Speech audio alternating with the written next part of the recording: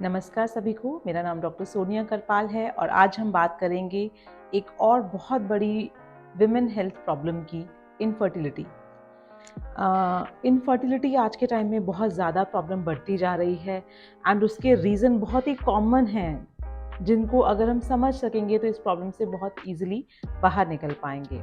लेकिन क्योंकि आयुर्वेद की बहुत ज़्यादा नॉलेज नहीं है, उसके प्रिंसिपल्स को बहुत ज़्यादा हम समझ नहीं पाते हैं, इसलिए हम इस प्रॉब्लम को बहुत बड़ा मान लेते हैं। तो आइए जानते हैं कि आयुर्वेद का इसके बारे में क्या सॉल्यूशन है, क्या चीज़ें आपको चेंज करनी चाहिए अगर आप इस प्रॉब्लम से गुजर रहे हैं तो। बेसिकली विमेन हेल्थ में अगर मैं बताऊं तो आयुर्वेद के अकॉर्डिंग वात दोष का बहुत बड़ा रोल रहता है।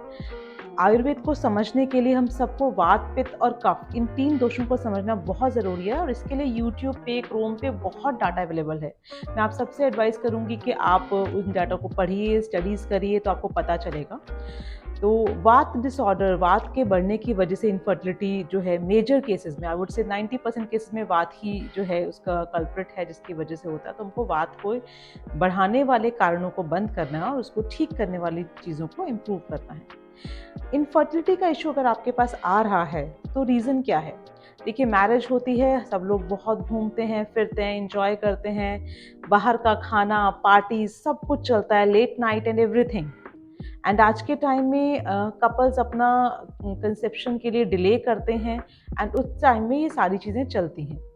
इसकी वजह से क्या होता है, वात दोष जो है काफ़ी ज़्यादा बिगड़ जाता है। वात दोष क्यों बिगड़ता है? जब हम बहुत ज़्यादा रूखा खाना पीना खाते हैं, बहुत ज़्यादा मिर्च मसाले खाते हैं, रात्रि जागरण करते हैं, लेट नाइट हम जागते हैं, गुस्सा करते हैं, वर्क स्ट्रेस रहता है, आपको फैमिली स्ट्रेस है या फिर आपके प्रोफेशनल करियर का स्ट्रेस है, तो ये सारी चीज़ें वात को बिगाड़ती हैं। एंड जब हमारी मैरिज के 3-4 साल निकल जाते हैं तब हमें होश आता है कि हमें फैमिली भी प्लान करनी है एंड तब तक वात काफ़ी ज़्यादा बिगड़ चुका होता है एंड उस टाइम पे कंसीव करना मुश्किल हो जाता है। प्रॉब्लम दोनों में आती हैं, मेल एंड फीमेल में। आज हम फीमेल हेल्थ की बात कर रहे हैं, तो वात को पैसिफाई कैसे करना है? डेफिनेटली इन सब कारणों को छोड़ना पड़ेगा। होममेड फूड पर आइए, टाइम पर खाना, टाइम पर सोना, जो हमारे बेसिक नियम हैं, तो उससे क्या होगा कि आपका वात पैसिफाई होना शुरू हो जाएगा। बॉडी में ऑयल मसाज ज़रूर कीजिए, वो वात को पैसिफाई करता है। घी डाइट में इंक्लूड कीजिए, गाय का घी और स्पेशली A2 काऊ घी, उससे भी वात पैसिफाई रहता है। अगर आपको कोई भी हेल्थ प्रॉब्लम है, आपको थायराइड है, आपको PCOD है या आपको I would say anxiety, depression है, तो ऐसा कुछ भी हेल्थ प्रॉब्लम है, तो उसके लिए आप अपने नियरेस्ट आयुर्वेदिक सेंटर पे कॉन्टैक्ट कीजिए, ताकि आप बिना कोई केमिकल मेडिसिन के, बिना कोई हार्मफुल मेडिकेशन के प्रॉपरली ठीक हो सकें। इन सब चीज़ों का ध्यान रखिए एंड वात दोष को पैसिफाई कीजिए। एंड अगर वेट गेन भी है तब भी हम घी एडवाइस करते हैं, बिकॉज वेट गेन अगेन वात की वजह से बहुत ज़्यादा बढ़ता है, बट उसमें हम घी, मेडिकेटेड घी एडवाइस करते हैं जो आपको वेट लॉस में हेल्प करते हैं। वात ना बढ़े बट साथ ही साथ आपका वेट लॉस भी आए, फैट लॉस भी आए। तो इन चीज़ों का आप ध्यान रखिए। बहुत ज़्यादा स्ट्रीनस एक्सरसाइज, अगर हम बहुत ज़्यादा एक्सरसाइज करते हैं तो उसकी वजह से भी वात बढ़ता है। एक्सरसाइज का आयुर्वेद में जो टाइमिंग बताया गया, it's not more than 45 minutes, आपको पौना घंटा से ज़्यादा नहीं करनी चाहिए, वो भी प्रकृति के अकॉर्डिंग बदल जाता है। सिंपल सा चीज़ बताइए कि जब आपको सांस फूलना शुरू हो जाए बहुत ज़्यादा, उस टाइम पे, या फिर आपके माथे पे पसीना आना शुरू हो जाए, उस टाइम पे आपको एक्सरसाइज बंद कर देनी है, ताकि वो एक्सरसाइज आपका पोषण करे, आपकी धातुओं का क्षय नहीं करे, आपको डीजेनरेटिव डिजीज के अंदर नहीं लेके जाए। तो इसलिए अगर ऐसे प्रॉब्लम आपकी आ रही है तो आप वेट लॉस कीजिए in the guidance of an Ayurvedic physician near by you. अगर आपको कोई नहीं मिलता है तो आप हमें कांटेक्ट कर सकते हैं एंड अपना वेट लॉस कीजिए, बट साथ में वात को बैलेंस करते हुए कीजिए। कुछ और चीज़ें जो मैं आपको बताऊंगी, इनडाइजेशन, इनडाइजेशन बहुत बड़ा कारण है आपकी कोई भी हेल्थ प्रॉब्लम आने का। तो अगर आपको इनडाइजेशन रहता है, किसी भी तरह की ब्लोटिंग रहती है, एसिडिटी की टेंडेंसी है, बॉवल्स प्रॉपरली क्लियर नहीं होते, तो वो अगेन बात को बिगाड़ेंगे।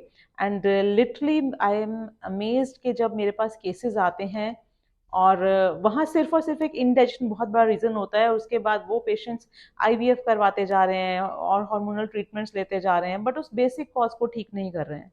सो that is what we say in Ayurveda के बेसिक्स पे जाइए, पहले उसको करेक्ट कीजिए। उसको ठीक किए बिना कोई IVF सक्सेसफुल नहीं हो सकता, बिलीव मी।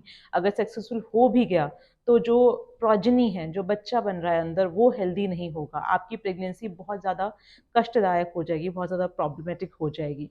सो इसको ज़रूर ठीक कीजिए। एंड आपको किसी भी केमिकल ट्रीटमेंट, हार्मोनल ट्रीटमेंट की बिल्कुल भी ज़रूरत नहीं है। आयुर्वेद गायनी एंड ऑब्स्टेट्रिक बहुत बड़ा ब्रांच है एंड बहुत बहुत ज़्यादा अच्छे रिजल्ट्स हैं इसमें। एंड अगर आप सर्च करेंगे तो मैक्सिमम आईवीएफ सेंटर्स अपने पेशेंट्स को आयुर्वेदा डॉक्टर्स के पास भेजते हैं for Ayurvedic treatment, so that उनका यूट्रस हेल्दी हो सके एंड जो कंसेप्शन है वो नॉर्मल हो सके। So why not go for Ayurveda in the first गो।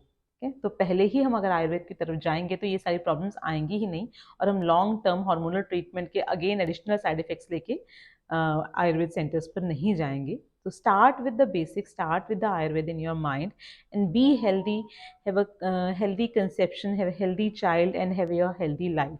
एक चीज़ और मैं कहना चाहूँगी कि ऑब्स्टेट्रिक लाइफ जो एक फीमेल की है, it should be completed before the age of 30 years. 30 साल से पहले पहले आपको अपनी ऑब्स्टेट्रिक लाइफ कंप्लीट कर लेनी चाहिए। अगर आप वो भी कंप्लीट नहीं करते हैं तो कम से कम एक प्रोजेनी तो हो जानी चाहिए, ताकि आपका जो है पूरा का पूरा रिप्रोडक्टिव सिस्टम है वो एक्टिवेट हो जाए। अगर इसको हम डिले करते हैं तो बहुत ज़्यादा प्रॉब्लम्स हमें झेलनी पड़ती हैं। एंड विमेन करियर ओरिएंटेड हैं, हम लोग भी हैं, बट देखिए करियर में एक ब्रेक तो लगेगा। अगर आपका ब्रेक वो 27 साल की एज में लग जाता है, आपके लिए 29-30 में वापस आना ईजी है, बट अगर वो ब्रेक आपका 35 साल में 35 ईयर्स की एज में लगता है तो 40 की एज में वापस आना बहुत मुश्किल है। तो इसलिए मैं हमेशा एडवाइस करती हूँ, अगर आपने मैरिज की है तो मैरिज के विद इन 1 ईयर और मैक्सिमम 1.5 ईयर आप कंसीव कर लीजिए। एंड करियर उस जब बच्चे थोड़े से स्टेबल हो जाते हैं उसके बाद आप एक कॉन्टिन्यूटी में अपना करियर ग्रो कर सकते हैं। सो इन चीज़ों को अगर आप फॉलो करेंगे तो आपको कभी भी ये प्रॉब्लम नहीं आएगी। एंड इनफर्टिलिटी के बहुत अच्छे ट्रीटमेंट्स हैं आयुर्वेद में, पंचकर्म है, मेडिसिन हैं for both male and female candidates, जिनको आप यूज़ कीजिए और हेल्दी रहिए। इसके साथ साथ हम नेक्स्ट वीडियो में आपको एडवाइस बताएंगे कि एक हेल्दी प्रेगनेंसी के लिए आयुर्वेद में क्या क्या चीज़ें हैं, जिसमें गर्भ संस्कार, बीज संस्कार एंड मासानुमासिक क्रम है, जिसके अमेजिंग अमेजिंग रिजल्ट्स हैं। Thank you for watching. Keep on sharing it to your loved ones so that everyone can be healthy and happy. And let's celebrate this Women's Day with a very much good energy and good health. Thank you, Dr. Sonia here.